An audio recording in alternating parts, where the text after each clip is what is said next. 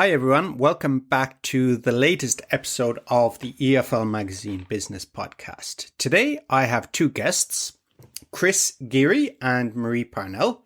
Chris is an education entrepreneur, investor and non-profit leader focusing on developing and scaling initiatives and technologies that lower barriers and reduce inequalities. He founded BSD Education in 2013, an education software curriculum provider that enables teachers in schools to teach students digital skills. Marie Parnell is a driven entrepreneur and the director of Australia's largest private TESOL training provider, ATA TESOL College. She aims to revolutionise the English teaching and learning market. I hope you enjoyed the podcast. Hey everyone, buckle up for a new episode of the EFL Magazine Business Podcast, the one and only podcast made to help you launch your business or take your existing business to a level of success you could never have imagined. Whether you're a school owner, freelancer, publisher, or other entrepreneur, you're sure to pick up lots of actionable advice when you listen to the EFL Magazine Business Podcast. Remember to visit eflmagazine.com for great articles and features. Without further ado, here's your host, the founder of EFL Magazine, Philip Pound.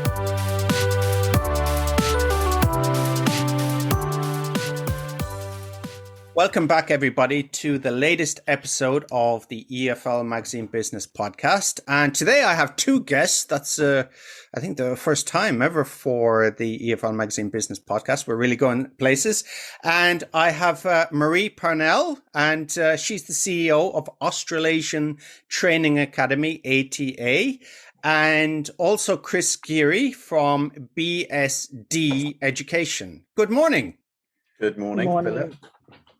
I don't know where I should start. This is, I have to juggle two guests. So, Marie, I'll start with you. Where are you today? I'm actually in Brisbane. Our head office is Brisbane in Australia. The company's head office, but obviously from the name, as you've mentioned, it's Australasian Training Academy. We actually, our market base is the whole of Asia. So, and Australia is part of Southeast Asia. Okay, so when you say your market base is the whole of Asia, can you name some countries there that you operate in, or? Okay, we have a little. We started off in Japan. Japan is probably our pioneer city. I have a lot of contacts in Japan. We moved on to China. China is our next. Has surpassed Japan in the acquisition of the English language, ESL. This is prior to the pandemic. Things have changed in China, but I won't cover that. We also have been delivering TESOL programs in Vietnam prior to the pandemic, actually running and working with EduCap, which is the education arm in Vietnam. And we ran classes in Ho Chi Minh. We started in Ho Chi Minh and we deliver all the way to Hanoi. So Vietnam is another big area. And then Thailand. We do a lot of work through my introduction to you, Philip, was through Jobs in Japan. As I said, Jobs in Japan has been our pioneer country. A shout out there to Peter Lackner and Jobs in Japan. Hello, Peter. Sorry, go ahead, Marie. Yep. Yeah, that's right. And we work with Ajahn.com in Thailand. Oh, I know, yeah. Yeah, and we Phil, isn't it? I've got his name anyway. Yeah, with Ajahn.com in Thailand. We have been making inroads in one of the places, Indonesia cities, our neighbor. So we work in Indonesia as well. Cambodia is our next challenge, actually. As a country, they're wealthy now, the need to learn English. We work with a volunteer organization in Cambodia currently called Conversations with Foreigners. So purely on a volunteer basis, Cambodia doesn't pay that much, but the rewards working with Cambodians, they're the most happy people, in spite of all the things they had to go through with Pol Pot. So purely volunteer basis at the moment with Conversations with Foreigners. But obviously, Asia, we are very big in Asia. Okay, thank you for that introduction. So can you give me some numbers as to how many students you currently have, or each year, or in total? Okay, we're going to be very transparent here. Prior to the pandemic, we already, obviously, the company's been going, this is almost going to be our second decade, so 2003, so 20 years. We've actually graduated over 28,000 teachers over the 20 years. Because of our association with Seek Learning, which is part of Seek.com, the largest online company. With the pandemic, the borders being closed has actually been one of the questions I guess I looked at was the challenges of COVID. COVID actually was basically coming in and turning the taps off on us because obviously you can't go anywhere, and even Hong Kong, I've always put Hong Kong with China. Even Hong Kong, you can't go anywhere. And with the Department of Foreign Affairs and Trade and smarttraveller.gov.au putting travel warnings over the last 2 years, we are ruled, the company is Australian, we are ruled by the governance of our country. So if they say do not travel, we cannot ask them to travel. So we hit probably the biggest brick wall COVID has given to us. In saying that, we still have students teaching online, and lately China's just stopped the online teaching. That's another story. Which if you have another hour, I can go through that. Yeah, well, I know you did mention that and said I don't want to mention that, and it's just for lack of time, is it? Do you want to give your what would we say, your thumbnail on the China situation? Can you give me a couple of minutes on that? They've stopped all the big online companies to learn English online and any extracurricular outside school hours. Well, thank you, Marie, for that, rainbow bridge there to Chris, because, juggling two guests is a new thing for me. Actually, I was like, oh my God, how am I going to do this? And knit two together. So Peter Lackner got in touch and he suggested, what did he say, Marie? And then I'll get on to Chris. Would you like me to answer it, or?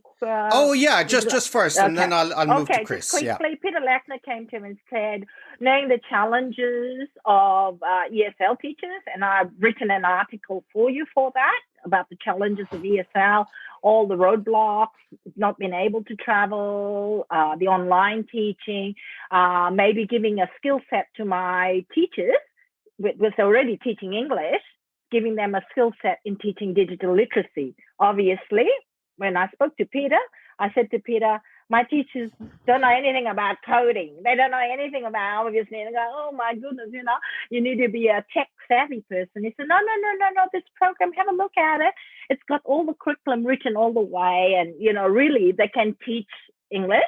This would be a skill set that would enhance their I guess, employability.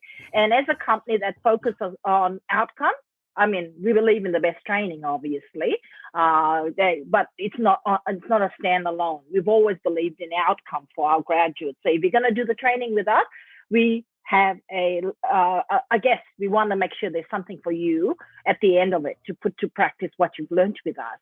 And obviously, straight away, I thought, wow, Peter, you've just lit the fire straight under me. And that's how it all came to be. And then obviously, that's how it started. Wow, the wonders never cease with Peter. But I'll move on to Chris. And Chris, I just, if you'd like to continue or build upon what Marie was saying there. But first, you're in Hong Kong today, is that right? Or in most days? Or now every day. Every day for the last almost 800 days, I think now. Oh. But I'm in Hong Kong. I live here. But as obviously like Marie's described with ATA, she's very much regional and international, and BSD's education is like that as well. We're actually a globally remote company, so that's a shift that we've made during the pandemic. But we have our team is based around the world, primarily distributed across Asia and North America, and right now we work in about 16 different countries around the world. So East Asia, Southeast Asia, South Asia, Middle East, and North America. Okay. And so, Peter, did you know Peter Lackner before? You didn't know Marie. There was an introduction made. How did that happen? The connection. Yeah. So the connection actually with Marie was made. So we have a joint venture and a very close partnership with Mango Steams, which is led by Julian Warden.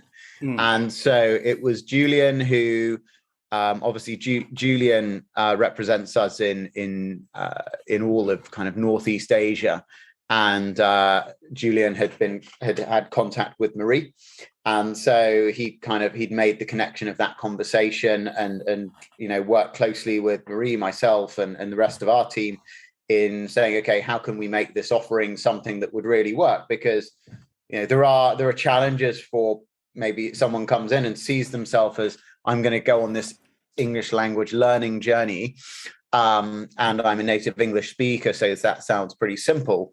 And then suddenly you throw them a curveball and say, how's about English language and technology? But actually, what we've really introduced, and what BSD has uniquely developed a core competency in, is taking individuals who want to be an educator with any background. So no prior experience required. You don't need to be a hardcore technologist. You just need to have a willingness to learn and some natural ability for education.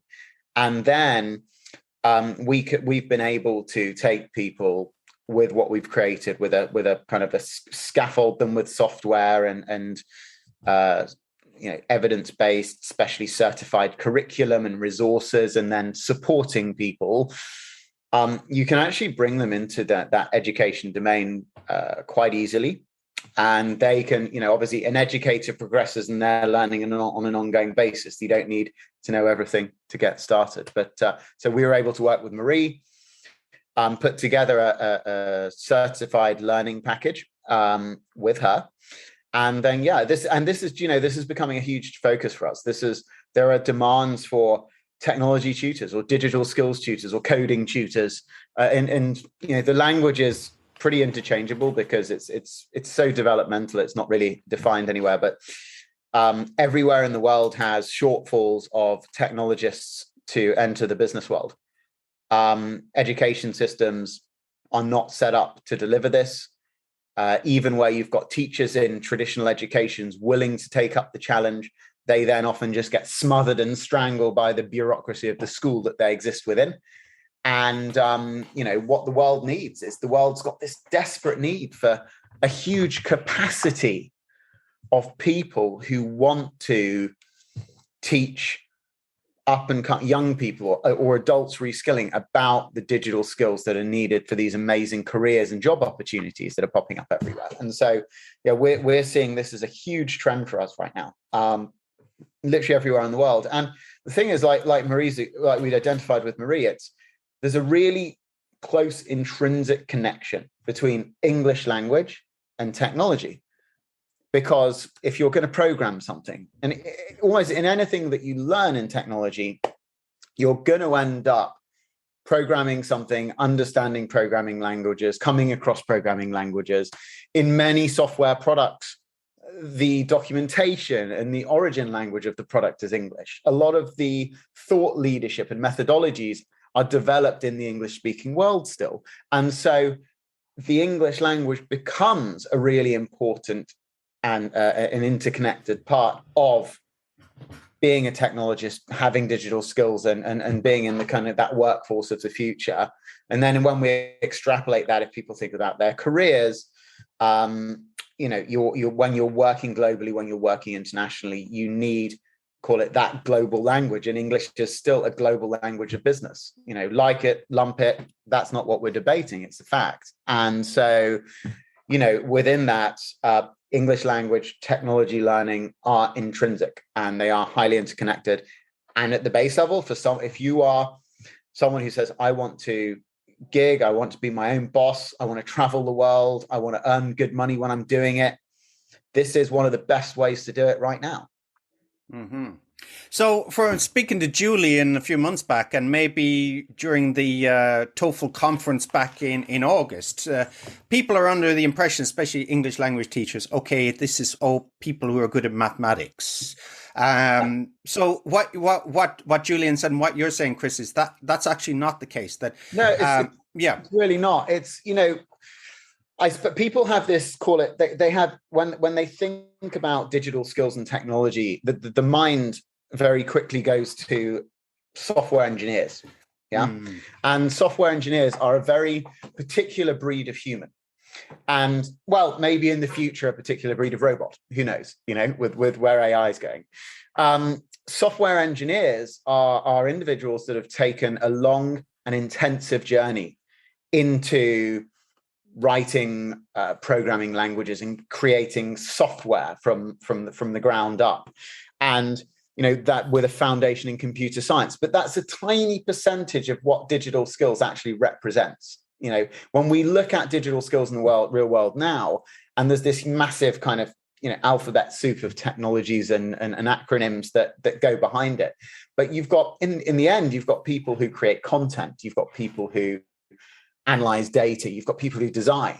And when you take languages as a direct correlation with technology, anything that I ever write, there's in almost every first language learning or any language learning curriculum or syllabus, you get to a point when you're learning a language, when you begin to think about what different types of language do you use based on speaking to different types of people. In simple terms, I'll use a different vocabulary when I'm speaking with an adult compared to if I'm speaking with a child. That point, that simple mindset, of course, there's a technical aspect of knowing more words or less words, but there's a mindset there, there's an empathy there to thinking about the individual in front of you and how you're communicating. And technology has a lot of those characteristics and values as well. If I create a product that is going to be used 100% by people on mobile phones, in simple terms, then I'm going to design that with the interface of a mobile phone in mind first. And so what I'm thinking about that is user experience design. There are hard skills, technology packages that enable me to do that well. There are the soft skills of interviewing and speaking to people, communicating with people about that. And then there are the values of simply having the empathy for the user and the kind of device that they might be using. And so when I think about that, that's so strongly interconnected with the principles and values when you're learning to communicate.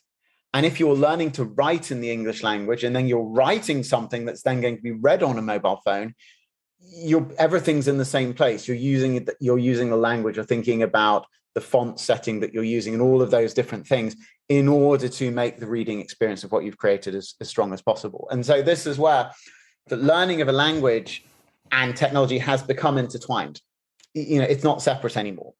And that's something where, many people who are simply adults have grown up in the world and just start to maybe just think of differently about what they already know. Automatically, they become a technologist. Okay.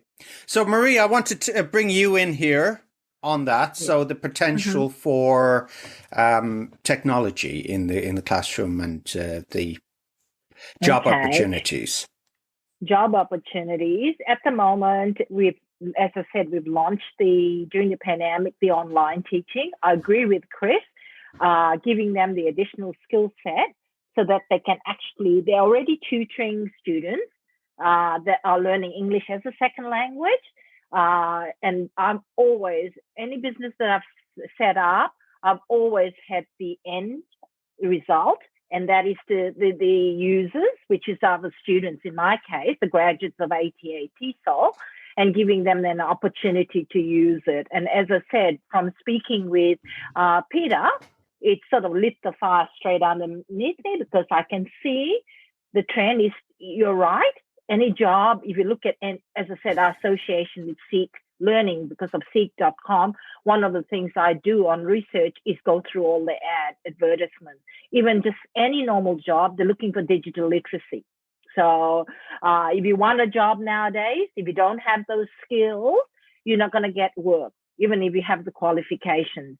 So I thought, well, if they're already teaching students the English language, which is English literacy, digital literacy is a great, shall we say, a marriage partner for the students to learn as well. So this will enhance and give them more, shall we say, income opportunities.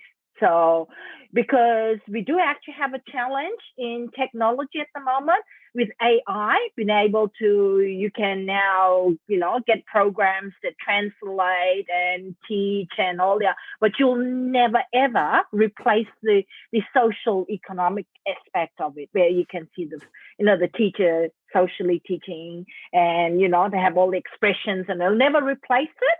So we need to have an edge. And I think our collaboration with BSD will enhance, if not better, our ESL teaching part as well. And with Zoom, that's the other thing the pandemic has brought out. There's so many platforms that they can teach from nowadays. Previous to the pandemic, teaching English online was sort of all right, we prefer face-to-face. But technology platforms like Zoom has allowed, I now prefer meetings via Zoom. Because, when you go to a face-to-face meeting, you get ready, you got to go, drive there, waiting in the waiting room, you know what I mean? Whereas this, you can just jump on, hey, have your cup of coffee, 12 o'clock on. So same thing now. Students are quite open to learning online. So they already have a database of students, add digital literacy to it, and it is something they need. I'm a believer of, if you're going to train anyone, train them in something that they need. It's going to be beneficial. And this is where I see us going forward. And my absolute belief and passion that digital literacy will work very well with my ESL teachers. So you said a very important word there, need, wasn't it? I heard an anecdote from somebody. Yeah. They said, where is the best place to sell hot dogs? And, it was in an MBA class and people were saying, you should focus your marketing here. This demographic should have like a kind of gourmet hot dogs. And the guy said, no, where the hungry people are. So that's where the need is. There's a need in it. So, but sometimes it's difficult to communicate that need to schools, for example, if they want to, embark on teaching technology. There's newer entrants to the market, early adopters. There's always going to be few, and maybe those people are very passionate. But, there's a period of education, isn't there?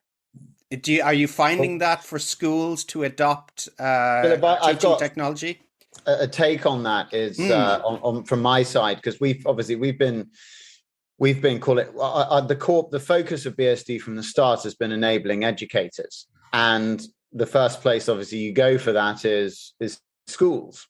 And there are a lot of constraints on schools, because you've got schools that still cling to the adage of, well, we're not just here to prepare people for careers. There's more of a dimension. My argument is always that, well, yeah, but if you don't prepare people for careers, they're not going to be very happy with you in the long run. And I think the pandemic has accentuated the extent to which students and parents are demanding the relevance of education to careers. And that's something that schools have struggled with. Then when you then look at a school and you look at the fact that the people who operate schools haven't been in business most of the time. And so then if they're turning their dial towards, call it how the learning connects to the business world, but they don't know about the business world, they find that incredibly challenging. And call it the knife through the heart is often the fact that, well, our country's exam system doesn't test this, so we're not going to teach anyone to do it. I'm speaking to schools at the moment that are closed, they're going online, and they're saying, so because we're teaching online, we're not going to teach any computing until it's back offline.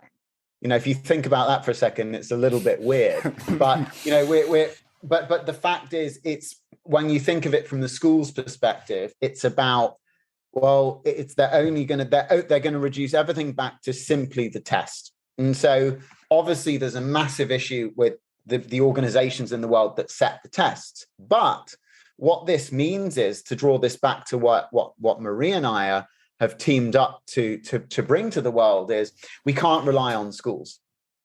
We cannot rely on the schools for this. And in many places, the teachers might not, in many circumstances, the teachers might not actually be the people for this, But what we've got is, if we've got millions of people in communities and in tutorial businesses or tuition centers who are going to pick up this mantle and are going to, who've got real world experience and who are going to learn to teach English and learn to teach technology and either travel the world or bring that to their local communities, then that is what's going to drive the capacity we need. You look at Hong Kong right now, we're a tiny little speck of dust on the planet. Yeah. Hong Kong is this tiny little place. We've got our predicted shortage of people with the skills for the industry here by 2025 is 760,000. Yeah. And that's just here. Imagine in Japan. Yeah, Marie's favorite country, and Phil, where you're sitting right now. Imagine in Japan, where you've got, Japan's got kind of the ultimate statistical demographic, where they've got, the oldest population in the world. And so effectively, you've got the largest population who's not paying income tax in kind of simplified terms. So you've got the smallest population having to earn money to pay the income tax, which supports the biggest population. So that means that the income is getting lower and the bill's getting bigger. Now, a way to get the people in the income earning population to be earning more. One, let the machines take over the trivial stuff. And we already see Japan as one of the leading countries in the world doing that. The Japanese government know this. They need the simple stuff to be done by the machines, because that's where they're actually getting extra humans. It's not replacing humans. They're getting the extra humans from machines to do the cheap jobs. And then they need to upskill the humans to do all the expensive jobs. And then they get more income tax, and then they can pay for everyone.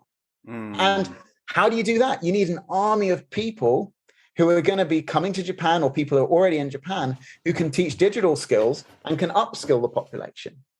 This isn't just, it's in a simple terms, for someone, it could be a travel opportunity.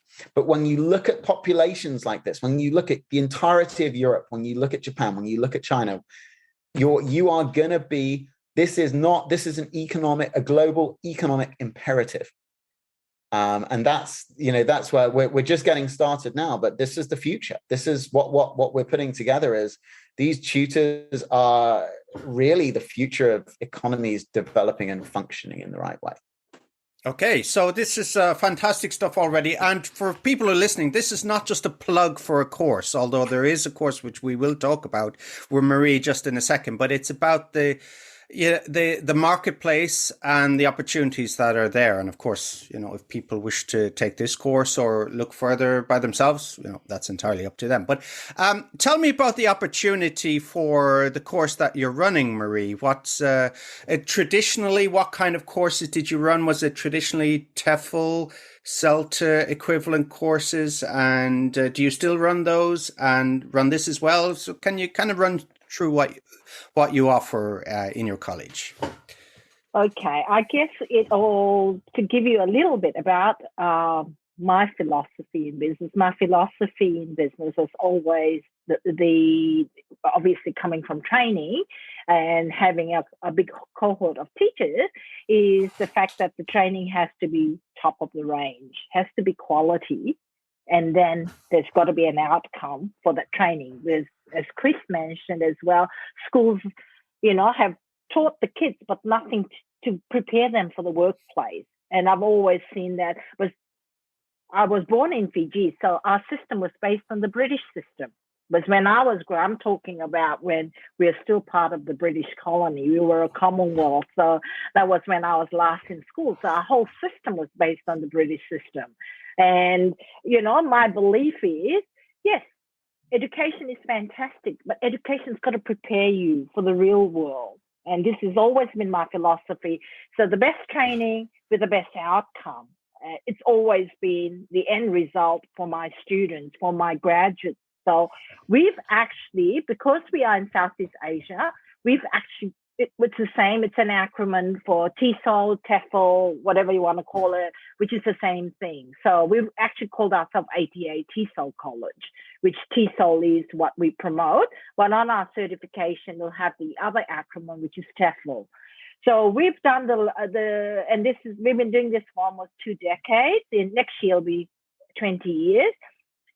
We equip our native speakers or fluent speakers of English the skills to be able to deliver an English class effectively but professionally. And we've added that little edge to our training. We have a whole, probably 2 chapters on cultural understanding, because most of our people travel. Most of our people go overseas to teach. That's where the demand is. We believe it's not all about in the classroom. You got to appreciate the culture, the country, the customs outside the classroom. We make sure the whole experience is a rewarding and an amazing experience. And this is where our expertise is. So when Peter came to me, I thought we are the expert in this area. We've got the outcomes. One of the things I'm big on is partnerships. I have contacts in China, I have contacts in Japan. We're one of probably the only, maybe if there is another one that's just caught on, we actually always had in the 2 decades, and this is credit to my DOS, not to me, the private tutoring.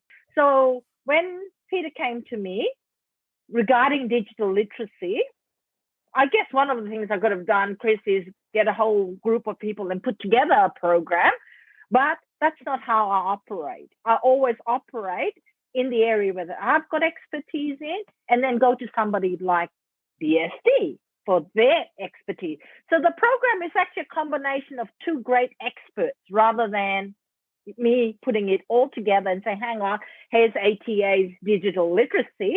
The branding will be co-branded as well, because I will be responsible for the actual TESOL component. Chris and his team will be responsible for the BSD component. So we've got 2 great experts delivering their programs. And that's how I look at the program we'll be talking to shortly. And if Chris want to add something about the digital literacy, because that's not my area of expertise. So I just want to move on to the next part, which is, thanks for the segue as usual, Marie. So tell me about the offer here that we have. So we've talked about the need. We know the caliber of the people giving the course and designing it. So how much does it cost? How long does it take? What are the opportunities, and how much can people possibly add to their bottom line at the end of it? Okay, I will start with the ESL component, because that's the area that I've got 2 decades of expertise, and Chris might want to do the other. It's a 120-hour program. ATA will deliver the 60 hours part of it, which is the TESOL training, equipping them with the skills to be able to impart the English language effectively and professionally. 60 hours comes with all the video tutorials. You've got close to a 500-page manual. There will be assessments. They do actually do a mock teaching, which is evaluated by our trainers. We have to see them actually teaching. They can put on a virtual student, or they can have a real student, which will evaluate them as well. We also have a closed group. As I said, Japan is my favorite country. We used to host international interns from Japan through Australian internship. And I've got a big Facebook group of them, which we still maintain. And we recommend, obviously it's not compulsory, and most of our graduates partake in it, is to do practice teaching when I say practice teaching, it's volunteer, they don't get paid for it, to the international internship group that we have. The great part about that internship group from Japan, mostly from Japan, but there are also some from Europe. And again, geographically, it was Asia and Japan was the area. And we work with Griffith University on this. And they've already spent 12 weeks at Griffith University acquiring the language. And they've done 12 weeks internship with me under the directionship of my trainers. And The great part of this volunteer package or practicum, I like to call it more a practicum package, and they can do as long as they want or as little as they want. They've actually been teaching students, actual Japanese students, they've gone through the internship with me and they know exactly what to expect in their teaching because they've worked under my teachers for 12 weeks. So they will be able to say, hang on, you're trying to teach me 20 words in a 45-minute lesson. It's not going to work, right? And actually, I came into Japan also and met up, I don't know whether you know him, Guy from Word Engine. Yeah, sure. Guy and I are good friends, yeah. I had know very well, Guy. yeah. Yeah, okay. We use the Word Engine V-test to get their levels and things like that. So yeah, and they can then take on, but TOEIC is big in Japan. So yeah, I met Guy for lunch. Yeah, so we work with the Word Engine as well. So what they get is something. What I believe the universities deliver a TESOL program. Even Griffin University sends their students to us because we are very practical. We are very much about industry, very much about vocational. We're very much about putting you out there to be able to work. And then obviously when you ask me about outcome, we work with jobs in Japan, Ajahn, because we used to deliver programs in Vietnam prior to the pandemic with Educat. They place our teachers. One of my teachers has a big school on the border of Vietnam and Cambodia. Every time anybody wants to do a short stint and get some actual practice in class teaching, because Chris is now the GM of the school, they can go in for 4 weeks, 6 weeks, or whatever they want. They provide them with accommodation, meals, and a little scooter to whip around in. The traffic's nothing like Ho Chi Minh City, in a place called Long Swain, which is the food bowl of the Mekong. And they can do even a actual full hands-on classroom teaching if they wish before they go into a thing. And that is why my rapport, my partnership with school is amazing because they know our teachers can do the job. It's not just here it is, there it is. Okay, and Chris, would you like to add to that, sir?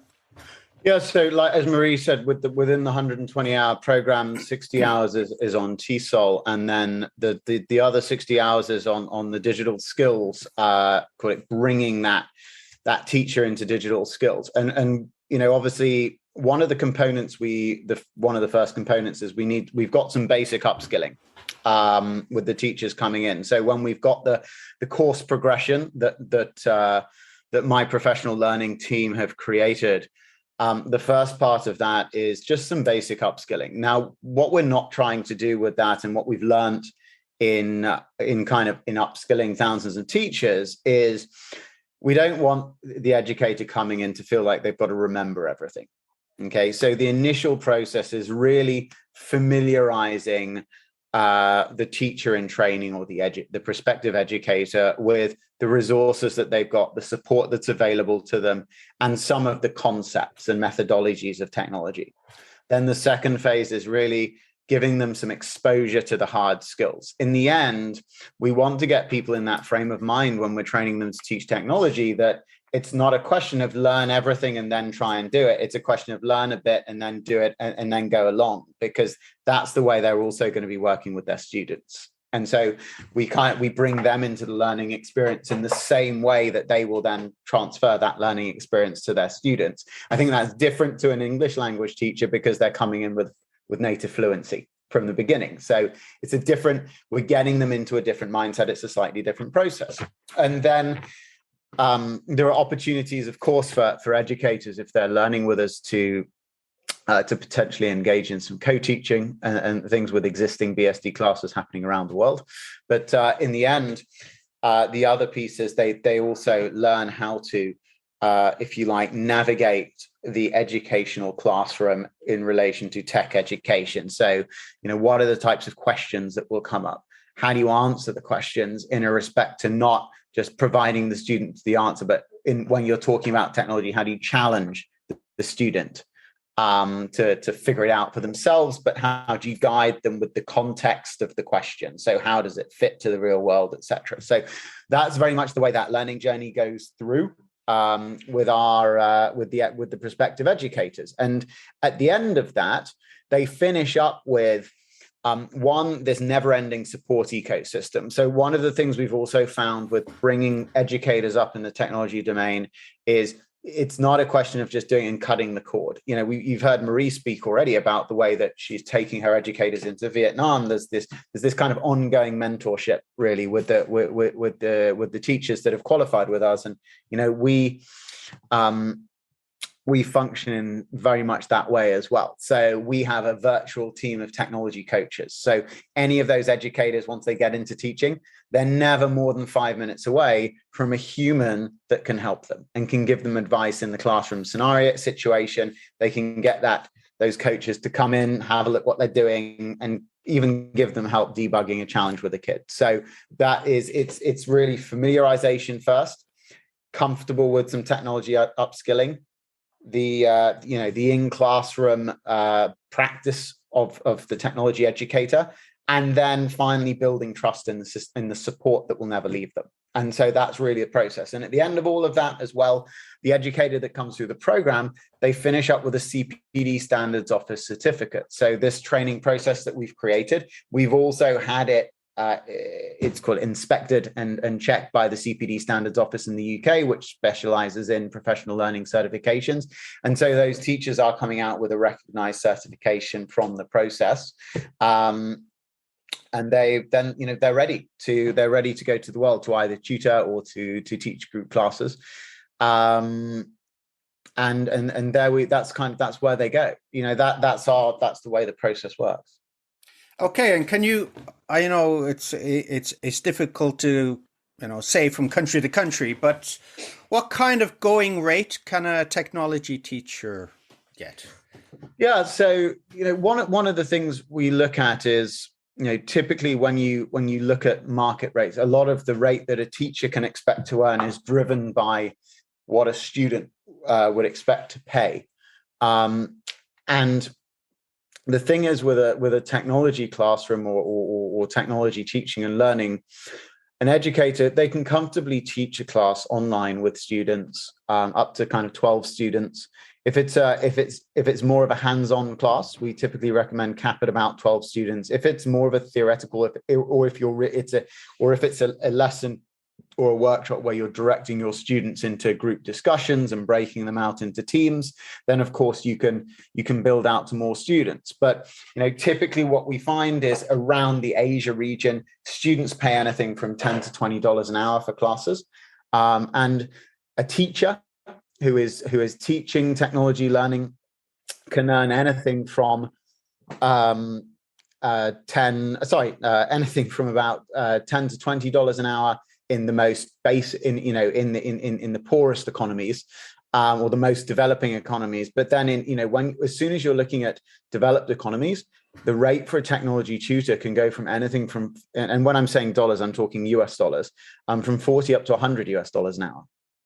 There are many circumstances. If you're tutoring and you've got your technology tutoring to a level where you might be helping a student learn about artificial intelligence or something like that, then, and if you're private tutoring, there's no reason why you can't get up there to that $75 to $100 an hour mark. So there really is incredibly strong opportunities for these teachers. But yeah, when you're starting out as a technology teacher, you're probably on average you're going to be looking at 25 to 40 US dollars an hour, and then you're going to be moving up from there to as I said, you can move north up to 100 with a bit of experience. Okay, so the course itself, Marie, how much does it cost? Okay, for the 120-hour program, 60 hours by ATA and 60 hours by BSD. So you've got two skill sets, which I believe both very valuable. We've got it for $1,998 US dollars. And if they go through EFL magazine, which we will give them a coupon code, which is EFL MAG, which is Echo Foxtrot Lima Mike Alpha Golf. if they go to our website, which is www.atatesolcollege.com. Don't worry, Marie, I'll put it in the show notes anyway, so they don't have to remember. Yeah. Okay. All right. They will get a 10% discount. It's been great chatting to you both today. So we talked a little bit about teachers and independent contractors, but if schools and other businesses want to work with you or learn more about teaching technology or partnering, what's the best way, Chris and Marie, to get in contact? I can put in the show notes as well. Go through you, send the contact like Peter did. Okay. And happy if there's big volume, I can negotiate with Chris and we can work together with a package, obviously. Like anything with volume, I'm sure Chris and I will come to the party. And obviously, as a gang, there will be a retainer for you as well.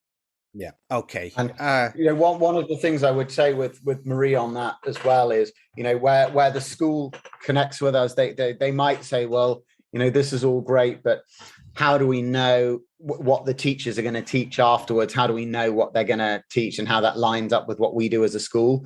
And, we can advise the schools on that. So we've got, between Marie's team and my team as well, we have our educational teams within our organizations, and we can advise those schools on where that that kind of curricular progression for their students will go in there. So we're equipped to kind of call it advise that in as an institutional solution.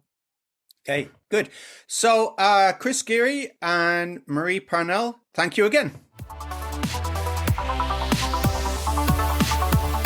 Thanks for listening to the EFL Magazine Business Podcast with Philip Pound. For more great advice and resources, check out eflmagazine.com. If you found this podcast helpful, be sure to subscribe so you never miss an episode. See you next time.